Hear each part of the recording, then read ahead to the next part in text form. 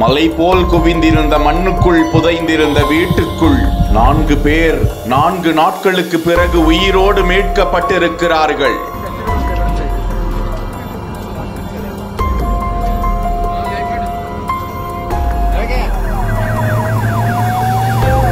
இந்த உலகை மீண்டும் காண மாட்டோம் என பீதியில் இருளுக்குள் மூழ்கியிருந்தவர்களை வெளியே மீட்டு எடுத்து சாதித்த இந்திய ராணுவ வீரர்கள்.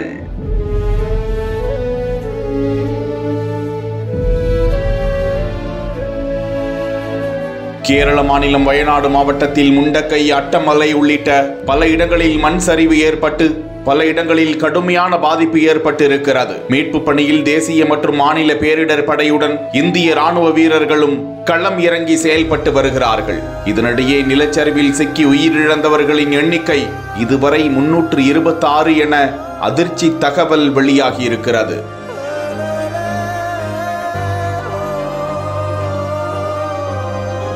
வடவெட்டி குன்று அருகே 2 பெண்களும் 2 ஆண்களும் புதைந்திருந்த மண்குழிக்குள் மூழ்கியிருந்த வீட்டில் இருந்து உயிரோடு மீட்டு எடுக்கப்பட்டு இருக்கிறார்கள்.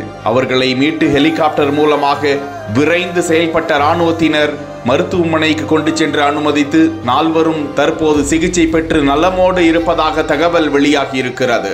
வடவெட்டி குன்று பகுதியில் மண் சரிவு ஏற்பட்டதால் வீடுகள் அடித்துச் செல்லப்பட்டதாகவும் சகதிகள் முழுவதும் மூடி இருந்ததாலும் சுவாசிக்கும் அளவிற்கு காற்று உள்ளே கொஞ்சம் இருந்ததால் 4 பேரும் உயிர் பிழைத்து தவித்துக் கொண்டிருந்ததாகவும் முதற்கட்ட விசாரணையில் தகவல் வெளியாகி இருக்கிறது.